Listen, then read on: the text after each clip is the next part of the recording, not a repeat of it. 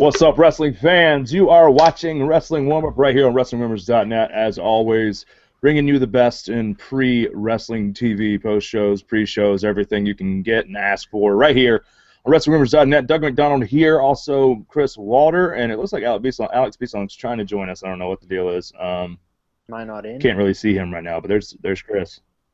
I can hear you. I just can't see you. No, let me refresh. But I'm here. That's what's important. It may be on my part. I don't know. My computer's being ridiculous right now. Well, there he goes. No, Alex is gone. Just Walter now. More airtime for the Canadian. Yes, yes. Yeah, I don't know. There he is. No, there's Alex, and with no log cabin this time. Very disappointing. You can see him? I can see him, yes. Hey, there he is. Mm-hmm. No, he's just in a different location. He's just moved a little bit. He's moved This is over. unacceptable. Go outside. This is terrible. Yeah. Why do we even do this show now? It's not where he's supposed to be. This is a letdown. Yes. Of course, wrestling. That's what we're talking about. Boys, you watched Fastlane last night. For the first hour and a half, it was pretty much fast lame. It was pretty much a glorified Raw, if you ask me, which they can do because it's the WWE Network and you're already paying $10 for it. So, but I mean, for a $10 pay-per-view, this is pretty much exactly what we thought we were going to get. The two big matches at the end they lived up to the hype. They were good matches. Boys, what did you think about it? I learned that Nikki Bella is the women's champion, and Tyson Kidd and Cesaro were actually tag team champions before winning it for the first time. So that was pretty cool. Botch Fest from Lillian Garcia. It was trending on Twitter, by the way. Everyone else caught it. But you were right. I caught the replay. I was actually on the road.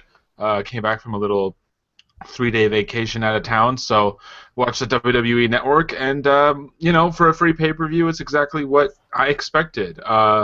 It was average at best. Even the best matches weren't, if they were on any other really good card, excuse me, we wouldn't be praising them to the degree that we are. Roman Reigns versus Daniel Bryan was a decent match. I mean, I'm still not sold on Roman Reigns in the ring, but it was, it was acceptable. And everything else on the card was pretty much bleh. Stardust and Goldust didn't perform to the expectations that I thought. The tag team match was all right. It had some missed spots there. Nikki versus Paige was irrelevant. And I was disappointed that Sting didn't say a damn word during his, a segment that was hyped up for weeks. So Fastlane was fast lame throughout the entire show, and as far as I'm concerned. Alex, what were your thoughts on Fastlane? Well, if people expected a February pay-per-view named Fastlane, that's basically a stopgap, the WrestleMania to be this awesome pay-per-view, and therefore completely just crapped all over because it wasn't that good. Get a reality check, please. There were a lot of good moments for the night. Like you said, the two main event matches were both pretty good. Rusev and John Cena kind of exceeded expectations for me. He had a tremendous segment with Bray Wyatt calling out The Undertaker. I really liked what Stardust did post-match with Goldust and Dusty Rhodes. And then the Sting Triple H thing, sure, Sting didn't talk, but for now, he doesn't really have to talk. Eventually, he'll talk, and that was still just a stellar face-to-face confrontation. Yeah, I mean, the two segments, the Bray Wyatt segment, the Sting Triple H segment, those were the best parts until we got to the last two matches for me. I did like the tag match. I thought Cesaro and Kidd and the Usos should have a rivalry that goes for a while. I wish and hope that they have a rivalry that goes for a while because all four men are awesome in the ring. You could tell they were trying to rile the crowd up because the crowd in Memphis was god awful the entire night. I mean, Dean Ambrose got a bigger reception than Sting did, and this was Sting's big coming out. WWE is finally acknowledging him, and he may say something, and they were crickets for Sting, and I was like, yeah, you're showing your age, Memphis. You're showing the they were pretty much telling everybody this is a kid crowd. There's no old school fans here tonight. It is all kids because, man, Dean Ambrose got the biggest pop of the night, just about. But Daniel Bryan and Dean Ambrose. Oh, God, that match was ridiculously terrible. You might as well like call it bad. Fastlane like WrestleMania Part 1, because it's almost as if we're going to get all of these matches again at the biggest show of the year, and I, for one, am not a fan of that. I mean, I'm not that excited for WrestleMania because, I mean, we'll talk about the main event later, but right now it just looks like we're going to get a rehash of all these feuds that we started at Fastlane, and we're just going to have them work over the next 5 weeks and then finish at WrestleMania. Like, that's just... I don't get that. Yeah, it's the way they've been booking pay-per-views has been terrible. The fact that we only had 3 matches going into the week before the pay-per-view this past time, and they were doing it in the fall this way too. I feel like they already know, you have the network, you're going to watch it regardless anyway because you're only paying $10 for it. We don't have to make these matches very exciting for you. We don't have to make these build-ups very exciting for you. During the pre-show last night, after we got off here and started watching the kickoff show, the video package for Dean Ambrose and Bad News Barrett was so freaking good. The backstage sit-down with he and Renee Young pre-lisp. I don't know what happened to her during the event. I don't know if she bit her tongue or whatever, but she totally had a Cody Rhodes lisp, maybe a Jack Swagger-esque lisp by the end of the night. I don't know what happened to her. Maybe she got bad X or something. I don't know what the deal was, but she was definitely lisping like crazy. But he sat down with her backstage, which is funny because they're dating, and that backstage promo with the video package stuff in there made the IC title feel relevant. It made the build towards the match feel relevant, and if they would have been doing that for 4 weeks, I would have been super stoked for that match. I'm really glad that I wasn't really excited about that match because we knew the payoff comes at WrestleMania for this match, but I think that they felt like, okay, Fastlane obviously has ties to the whole road to WrestleMania deal. We can start our massive builds towards WrestleMania matches 3 weeks before Fastlane, or in some cases 1 week before Fastlane, and use Fastlane just to build matches for WrestleMania.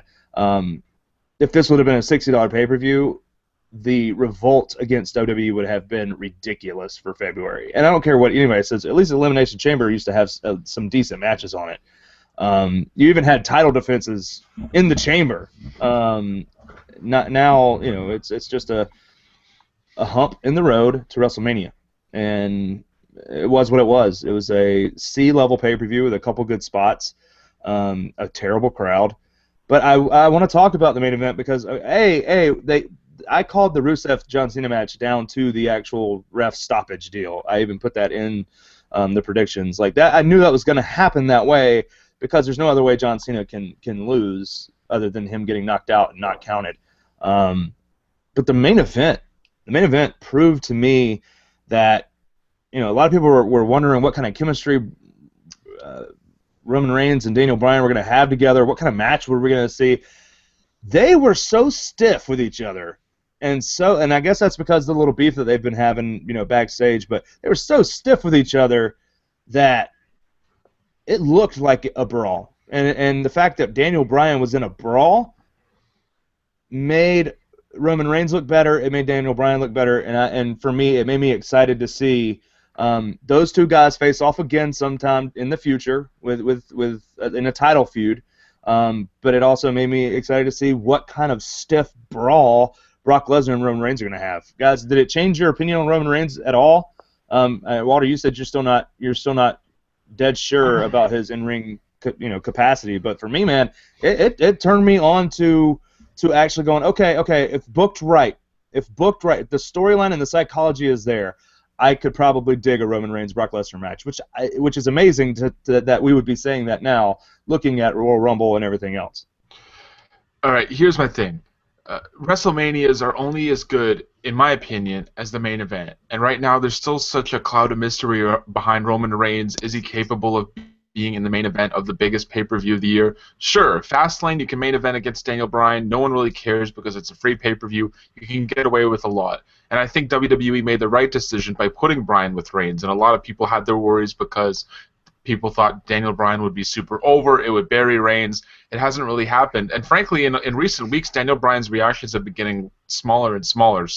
And Memphis was another example of that. But Reigns had a good showing. don't put put all of the praise on Daniel Bryan, because it takes two guys to have a really good match. But heading into WrestleMania against a guy like Brock Lesnar, who can't necessarily carry a match by himself. I mean, if you look at some of his recent singles work, I mean, his match against The Undertaker wasn't good, concussion aside. His matches with John Cena were humdrum, unless you want to see someone get suplexed 16 times. The match that he really shined in was the triple threat, but you had Seth Rollins in there to kind of carry the load while Lesnar just sat outside the ring after that table spot. I think the wise decision would have been to put Bryan in there and make it a triple threat, because you can do a lot more with three guys, especially three different sizes, three different areas in terms of wrestling. So singles, Roman Reigns versus Brock Lesnar, I'm still really worried, and I still think this is a perfect opportunity to get a Seth Rollins cash in. Alex, what do you think, man? See, I don't think that for me, like, Reigns proved a lot in this match.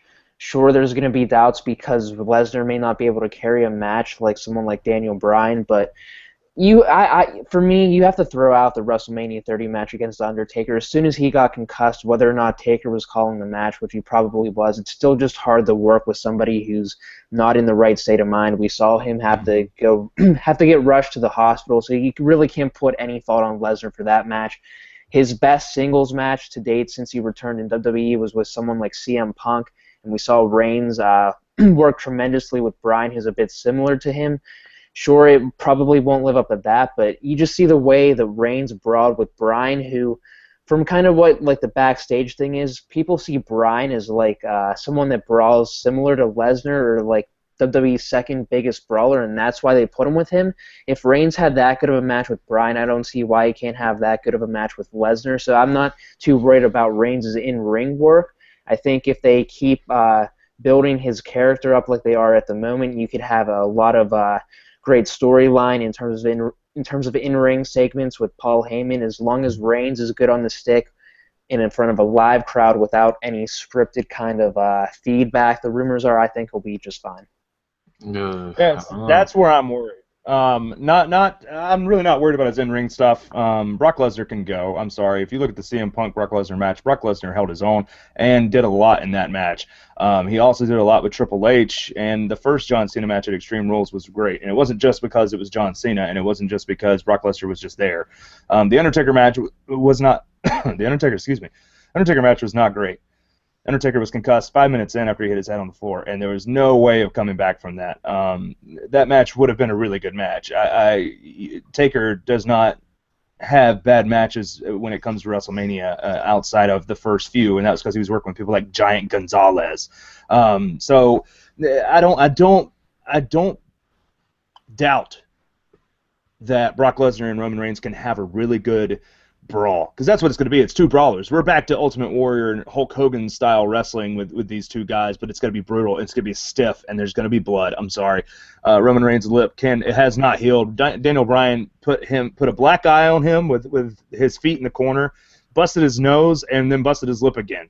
And then Roman Reigns was laying some stiff elbows. Daniel Bryan had a knot on his forehead that was huge by the end of the match, a goose egg.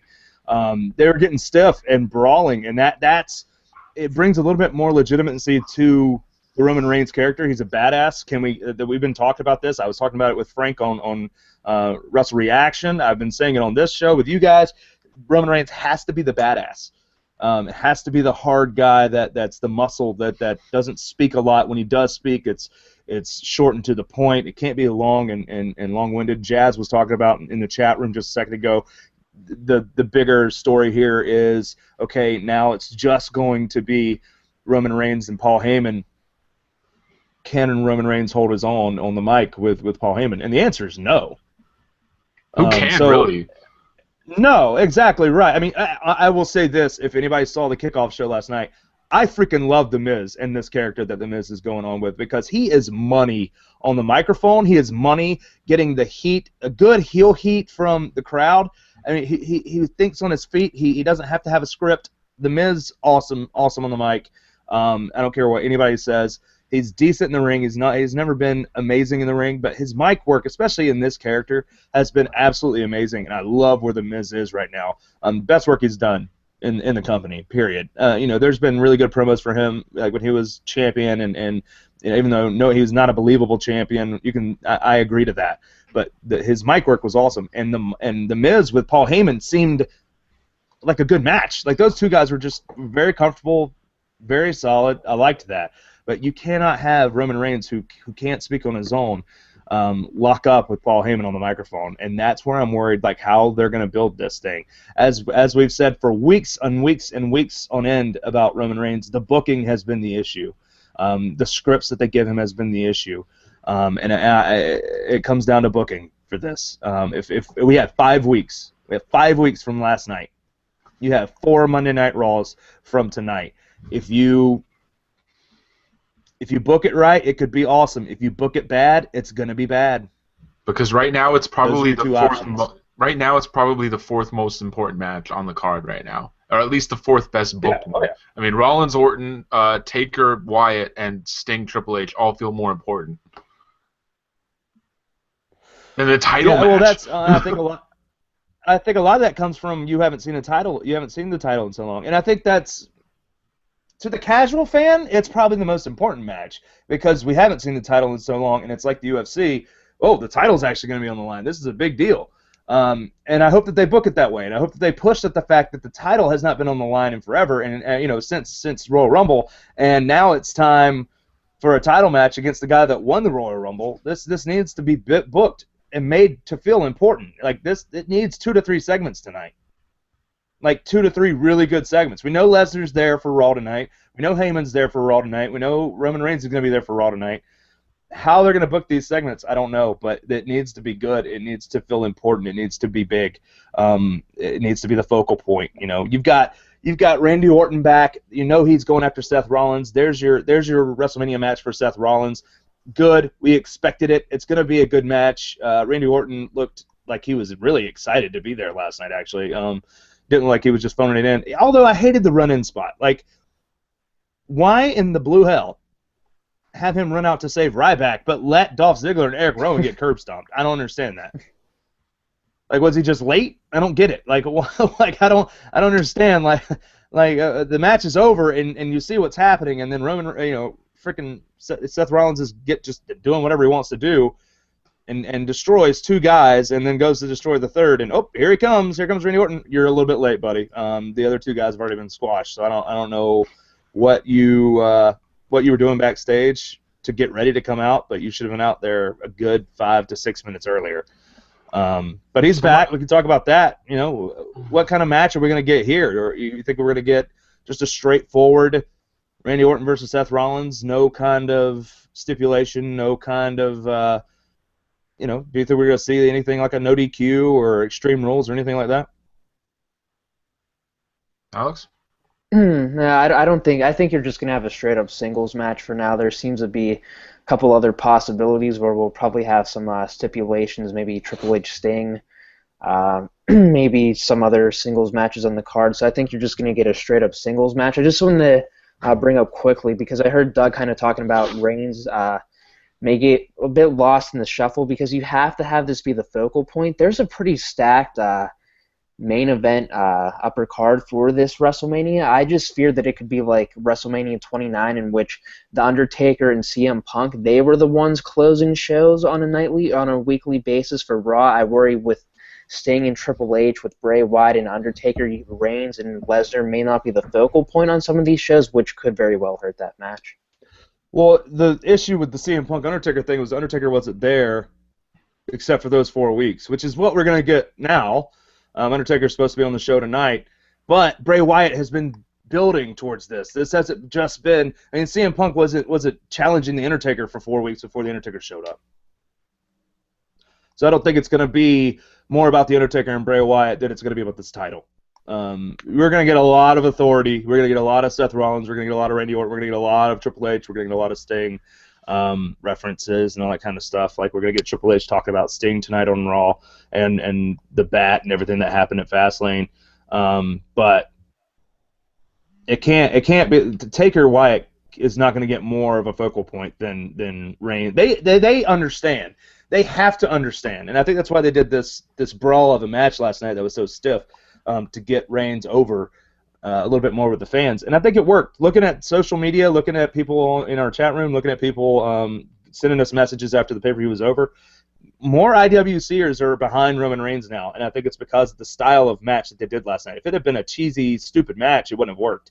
But it was hard. It was a hard nail. It was freaking smash mouth. It was stiff, and I think that they understand they have to make it the focal point because of all the controversy, because of all the stupidness of this whole last 3 months. But you know what the big problem is with Roman Reigns? As good as that match was last night, he's under the magnifying glass even more now because we know for a fact he's going to be in the main event of WrestleMania in a singles match. So every week, Raw, SmackDown, whatever, every time he makes an appearance, if he screws up in a promo, if he botches during a match, people are looking for ammunition.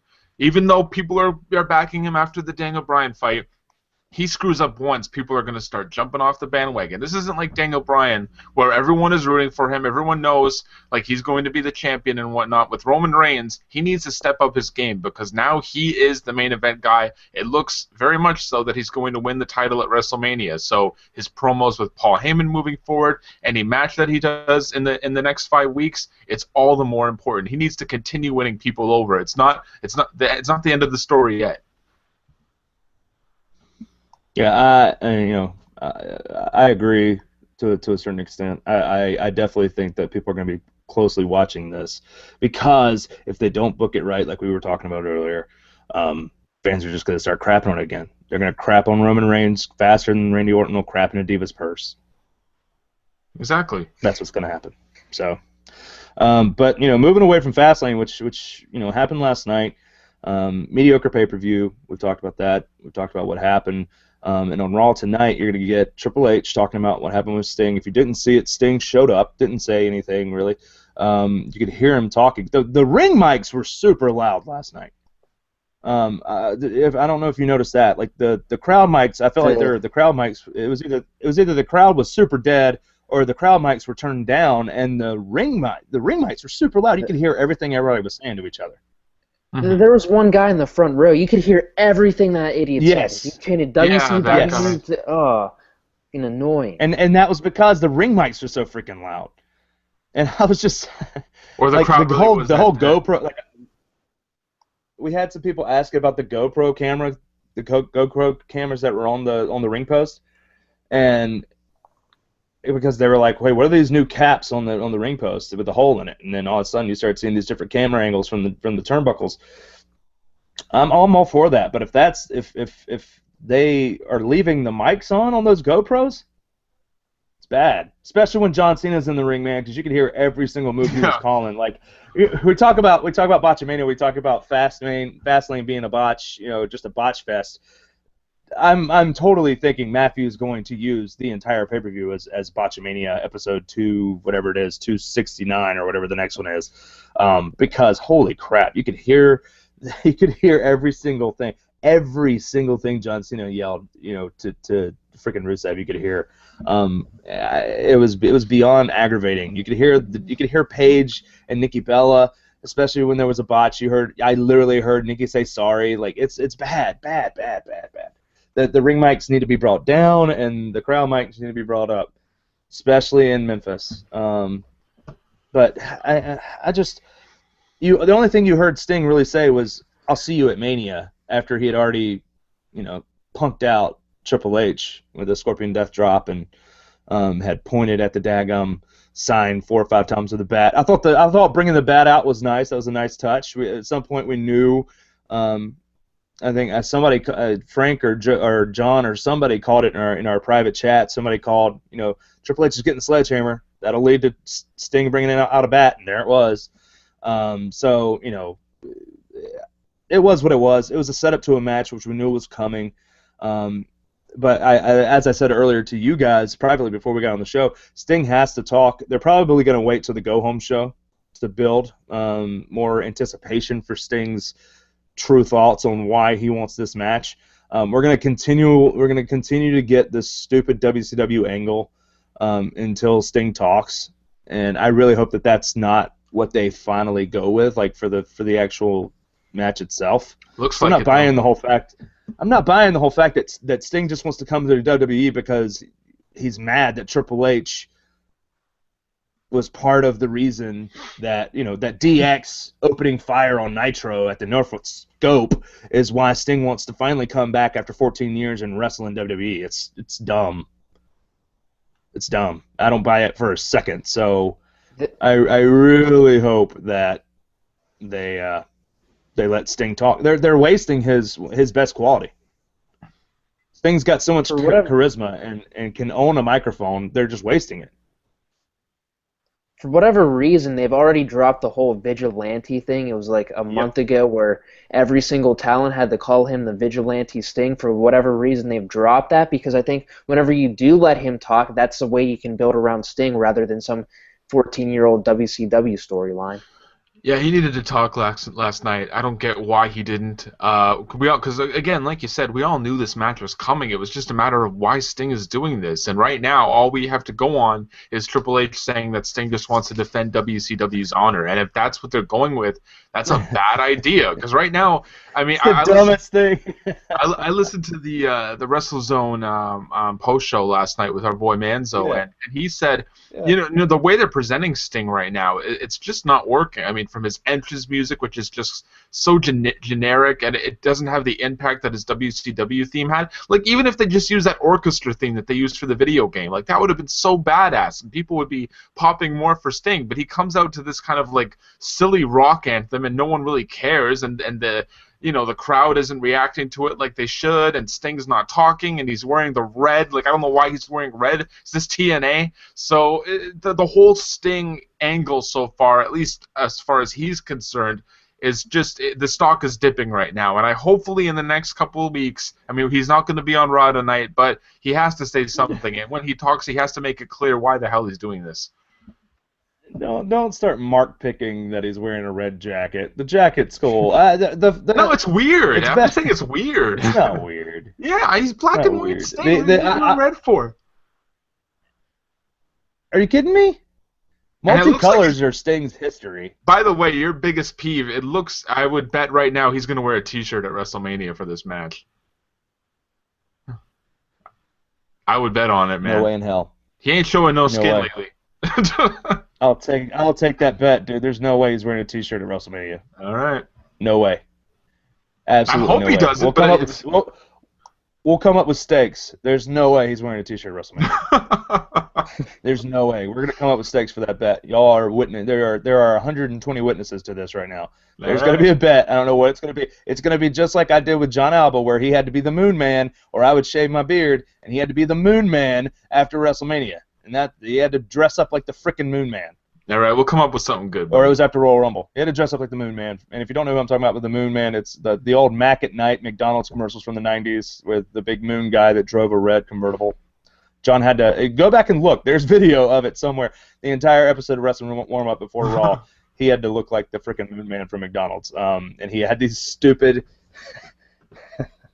he had his sunglasses on like the Mac Man. He had these stupid paper... these stupid pieces of paper taped to his chin and to his daggum forehead to look like the Moon Man.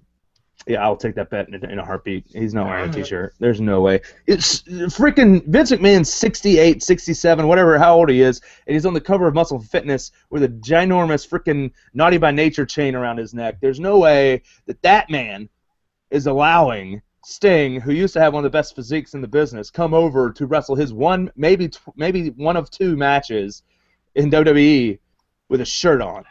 I don't care if it's WWE licensed merch or not. That's not happening. It's not happening. I did see that the figure that they're making for Sting, like the captured in moments in history or something, where it's like Sting's look from 1997. That figure is going up for sale in June for like $40.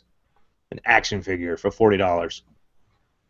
Like, holy crap! Like, who's gonna buy a $40 Sting figure? What mark is buying $40 Sting figures when you can get TNA Sting figures for like $2? Someone will spend that crappy money, man. Waste of money. It's like 50 Shades of Grey wasting your money. I agree. It's 50 Shades of Sting. 50 Stings of Grey. something Yeah, like we went that. there. There's no tampon scene. Look it up. There's a bat going somewhere. I'll tell you that. There's a bat going somewhere. Oh, we've come this far, boys. So Sting's not going to be there tonight. For anybody that's asking, there's people asking, is Sting going to be on Raw? Waters already said it. No, Sting will not be on Raw tonight. It's just going to be Triple H talking. Maybe you get some more crazy video mind games or something from Sting, but I doubt it. Hopefully they won't put another fake Sting in the freaking ring. If they're going to do anything like that, and I said this on Frank's show, if they're going to do anything like fake Stings, just have the fake Sting walking the rafters, like, of the arena. Just put a spotlight on a fake Sting walking in the rafters, like you just see a shadowy figure in the rafters. That would get such a huge freaking pop. You don't have to show him close up. You don't have to show him descend from the rafters, but just put him in the rafters. I don't understand why they haven't done this yet. Well, with all the big He's names not that are gonna be supposed to be, there. with all the big names that are supposed to be on the show tonight, I guess you don't really need Sting. It's going to be too convoluted otherwise. You got Brock Lesnar's going to be there scheduled. We're saying Undertaker's probably going to be there, and a certain redheaded fella might be making an appearance as well. So there's too many big names, right?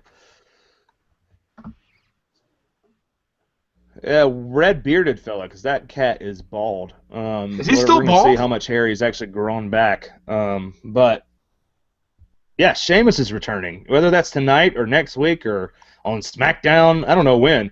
But it looks like we may actually get the Sheamus Daniel Bryan match that everybody wanted to see. It would be a good match. I'm not saying that it wouldn't, but Sheamus and Daniel Bryan, you buying it? You want to see it? We're getting it. Sorry, everyone think needs it's to. Buy or set in sell? stone. It's not set Huh? in stone. It's not set in No, stone, but I'm just it's saying, buy or happening. sell a Sheamus It's not Daniel gonna Bryan match. Do you want to see it? No. It's Why? going to be a good match, but they're going to get like what they should have gotten last year had Bryan not gotten inserted into the main event. They would have had just maybe the opening match, maybe something on like the lower mid card, going to go like 10, 15 minutes at the most. So while they may steal the show, they're not going to have any like sort of like relevance like a feud between Bryan and Ziggler would have. I'm buying it happening. I'm selling me wanting to watch it. I think people want Daniel Bryan versus Dolph Ziggler. I mean, the IWCers especially. But in the next 5 weeks, it's really hard to get a program started with those two, even if you do bring up what they've been talking about on social media. With Sheamus, it's really easy. He just needs to come back and start whipping on Bryan, and then the next week, all you need to do is either have him align with the Authority or talk about how he beat him in 17 seconds at WrestleMania 27, or, about their wars of the past. Like, that's how you get a feud started. No one wants to see it, but damn, it's easy to just kind of get, put it on the card. Sheamus and Bryan. Yeah, I don't know. I'm not sold yet. The more enjoyable match, obviously, is Rollins, Orton, and of course Ziggler and Bryan. Like, those are the two more enjoyable matches. I don't know where Sheamus goes after that. If they don't do Sheamus, they're building Sheamus up as a return, like a big return. If they bring him back before Mania, which it looks like they're going to, I think it's got to be. I think they're literally going for Sheamus versus Daniel Bryan. Yeah. Who honestly have this John Cena, Randy Orton-esque style history. So we're gonna get. I think we're gonna get a feud between Sheamus and Daniel Bryan.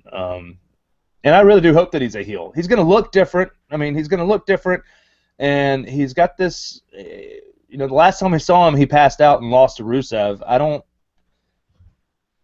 It's not like he has to come back in and be 1-800 fella. He can come back in and be a brawler. He can come back in and be a badass. I'm fine with that. I think everybody would be more willing to say, I would like Sheamus if he came back as a heel.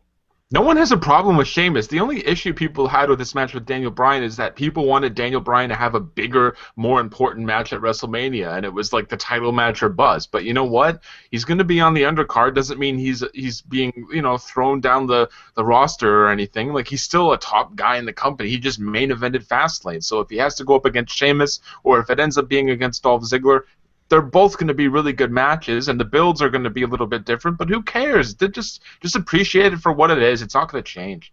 That's been the biggest issue, though, and that's when we've talked about booking. Like, the booking has been so straightforward for the main events every single time. Main event, main event, main event, main event, main event. Even when you have these top guys like Daniel Bryan wrestling underneath, or I mean, freaking Rusev and John Cena were not the main event last night. John Cena was not the main event. He was wrestling for the United States Heavyweight Championship. Like, he went down the card, but you don't look at John Cena as not a top guy, right? Yeah. You basically kind of threw Rusev in as a main eventer last night, saying that there's 2 main events, even though there wasn't. It was one main event. So moving Daniel Bryan down to Sheamus, who's another top guy, shouldn't be an issue as long as you book it right. As long as you put emphasis, like you said, like we were talking about, they have 3 hours to fill for the next 4 weeks on Raw. Like, there shouldn't be an issue building towards, and they should only build towards these matches. And when we talked about how some of the Raws, like, leading up to pay-per-views over the last 7 months, the Raws that made the most impact were the ones that only focused on the matches coming at the pay-per-view. Like Night of Champions, the Raws going into Night of Champions, at least the last 2, were really good because they cut out the Bunny and Adam Rose bullcrap. They cut out the Divas matches. It was literally just building towards the matches that were coming at Night of Champions, and it made it much more enjoyable on a Monday night. So you have 4 weeks of 3 hours to build towards 6 matches. 6 singles matches at best. They better do it, and they better do it right. I mean, I'm very skeptical that they're going to do it. WWE logic says they will not do it. But as a fan, I really do hope that we get to see some good build towards these matches starting tonight. I mean, you got The Undertaker coming out.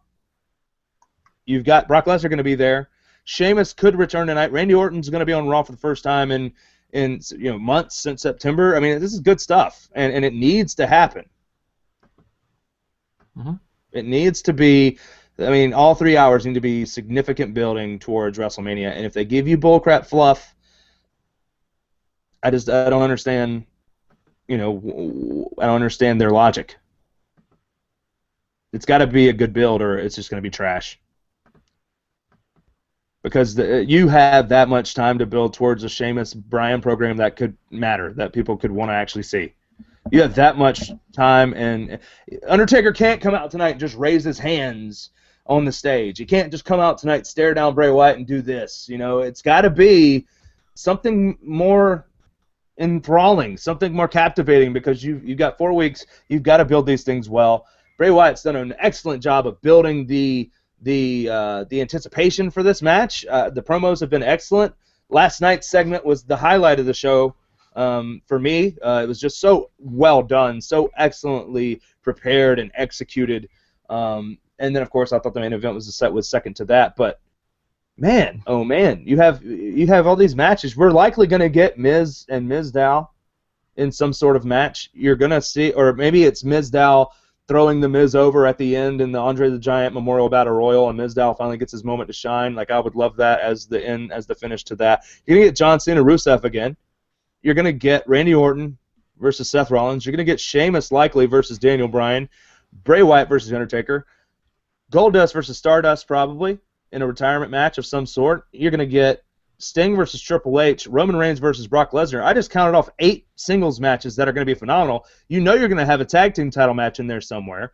Man, and it's going to be Usos versus Kid-Zaro. Those matches sell themselves, but you got to book them right, and you got to build. Like, the build for the next 4 weeks has to be awesome. And they have plenty of time. I don't want to hear this stuff like, well, they only have 4 weeks. It's 3 hours. It's and 5 weeks. If you count SmackDown, you got more than you got 5 hours every single week to build towards these things. It's ridiculous that we're talking about that they may not do it. We got 4 Raws though, don't we? I think it's 5 weeks. They said it last night. I heard someone say 5 weeks. 5 weeks from last night, which means 5 weeks on like 5 Sundays, so that's 4 Mondays. Oh, okay. Your convoluted friggin' system, but okay.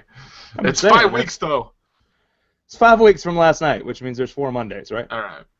Well, the card looks deep. I mean, but at the end of the day, all that matters is, do we care about these matches? And they have, 4 weeks or 4 Monday Night Raws to make us do it. Some of these matches, you don't need really that hardcore of a build, like Triple H versus Sting. The names sell themselves. It's the matches like Roman Reigns and Brock Lesnar and maybe the Daniel Bryan Sheamus match that really need kind of the the oomph, the extra oomph to make people care. Otherwise, it's just going to be, okay, well, some great matches, but the next day, does anyone really care? Not necessarily. Yeah, like I can't. With the way John Cena went out last night, you can't have John Cena come out and be cheesy tonight. This whole edge that John Cena's had to him, he better keep it the entire 4 weeks. By the way, he better lose at WrestleMania. That's all I gotta say. Rusev looked. I mean, even with that crappy ending where he kicked him between the legs, Rusev needs to win at WrestleMania. I don't care about this whole John Cena needs to prevail in the end mumbo jumbo. Rusev looks good. You need to continue building this guy as this undefeated monster because hey, if Roman Reigns becomes champion, he might need a legitimate #1 contender to have some pay-per-view matches with. I think Reigns versus Rusev could do such a thing. You know, I totally agree. Like I think John Cena should definitely put him over. And again, it's for the United States Championship. Why does John Cena need to win it? Exactly. He doesn't. And I really hope that he passes the torch here. I hope that he respects Rusev enough to say, okay, I need to put this guy over. He didn't do it to Bray Wyatt. If anything, he stalled Bray Wyatt's rise to fame. Totally. And keep Hulk Hogan away from these two. If Hulk Hogan gets involved by some strange coincidence, then Rusev won't be strange. It'll be the whole American thing. No, but then Rusev is losing. I know. That's really bad. I know. I really hope that it doesn't happen. Not because I hate John Cena. I thought John Cena's done some good work lately. I've said that for weeks. I think John Cena has turned up a notch, turned up a volume, and the match was really good last night. He's done good work, and I think that him just stepping out of the main event spot helped fans kind of say, okay, all right, Cena, you're gonna step down and let these other guys run with it now. So okay, it's time to start putting some dudes over. Which maybe people complain that Triple H wasn't doing that, but look, Triple H loses all the time now. John Cena is in that Chris Jericho role right now, and that's a great spot for him. And he should be. You know, win some, lose some. And the only thing is, I like. The biggest torch to pass to Rusev from John Cena would honestly to be an I Quit match and John Cena taps. Well, it won't be an I Quit match, but he could tap. They're not doing an I Quit match at WrestleMania. It'd be nice. Yeah, well, it would be, but they would just do a submission match then. They're not going to do an I Quit match. Well, I mean, I would if I'm Rusev and Lana, I'm harping for an I Quit match because and John Cena can say I don't give up. I didn't give up last night. The ref stopped it.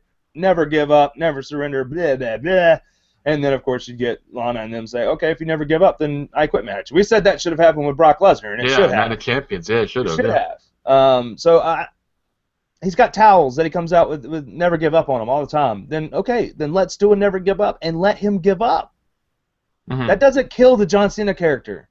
Just makes Rusev look really damn good. It doesn't kill the John Cena character as much, or it's the same thing if John Cena gives up as you calling someone that's lost matches undefeated for an entire 3 weeks. Rusev wasn't undefeated. Big difference between undefeated and never being pinned and submitted. That's there is. He's lost. It's ridiculous. Okay, there's 5 Raws. Okay, so there's 5 Raws left. There's 5 weeks. Oh, thank you. Yeah, so they were saying it wrong last night then, because there's no way that math adds up. So there must have been 6 weeks from last night. Okay. For WrestleMania. Well, there's 5 Raws, so we have an extra week to get this right. So, I don't know. Who cares? There's 5 Raws. Whatever. Deal with it.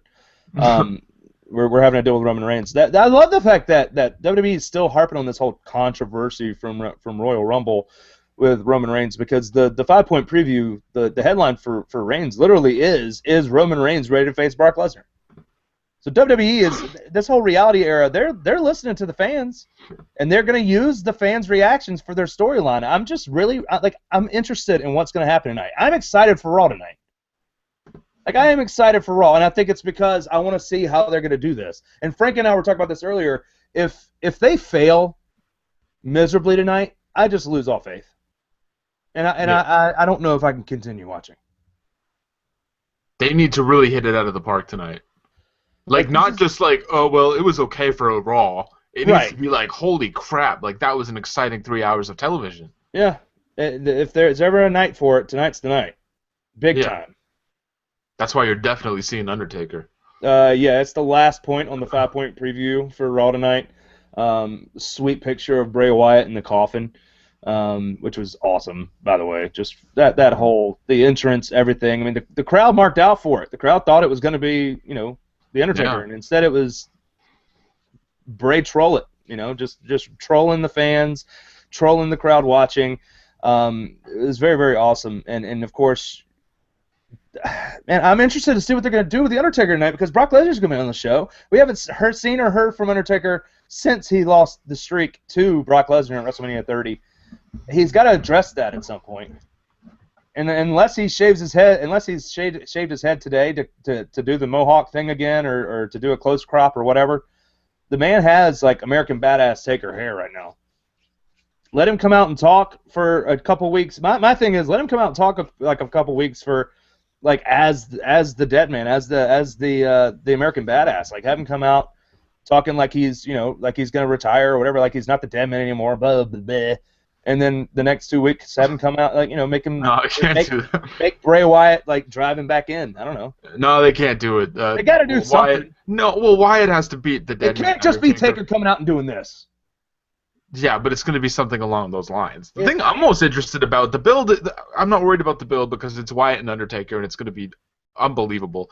What I'm curious about is what the result of this bloody match is going to be, because now that the streak is out the window, there is a very realistic chance that Undertaker can go 0-2 in his last WrestleManias, and he can, he gave the streak to Brock Lesnar, and that did wonders for him being champion. But now this could be like the official, like you said with Cena and Rusev, Undertaker passing the torch to Bray Wyatt. And if I were to make a pick right now, I would take Bray Wyatt.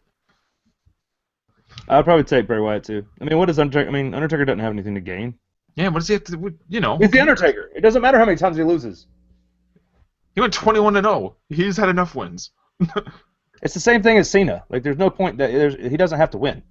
And all signs are pointing to him having his last match next year against Sting, and then he'll probably go over, and that'll be it. So have him lose to Wyatt and make it meaningful, because it'll do wonders for Bray Wyatt. He'll be that next kind of supernatural character for the next 10 to 15 years if you book him right. Yeah, I mean, I'm stoked for tonight. I'm stoked to see what happens. I'm stoked to see how they're going to start moving us in the direction of WrestleMania with these storylines. Again, you have Brock Lesnar on the show, Paul Heyman. The Undertaker is more than likely to be on there. We've been reporting that for 4 weeks now that he'll be on Raw tonight. You have Sheamus for a likely return either this week or next week, either tonight or on SmackDown. Or next week on Raw. You have Dolph Ziggler and Eric Rowan probably going to try to get back at the Authority. Maybe we get Randy Orton, saying something tonight about Seth Rollins. Of course, you're going to get probably the Authority first thing. You're either getting John Cena or the Authority first thing, in my opinion. Wow, big stretch there. Yeah, one of those two probably. It's usually the case. That's usually how it goes. But it is what it is. It should be an exciting 3 hours. Even though saying an exciting 3 hours makes me tired, because it's been a long time since we've had an exciting 3 hours. But they have tons of stuff to do. I hope Vince isn't going to be stupid with it. And man, before we get out of here, what are you most looking forward to in this 5 week span of time between now and WrestleMania? I'm curious to see. Oh, well, I'm looking to see how they build the undercard.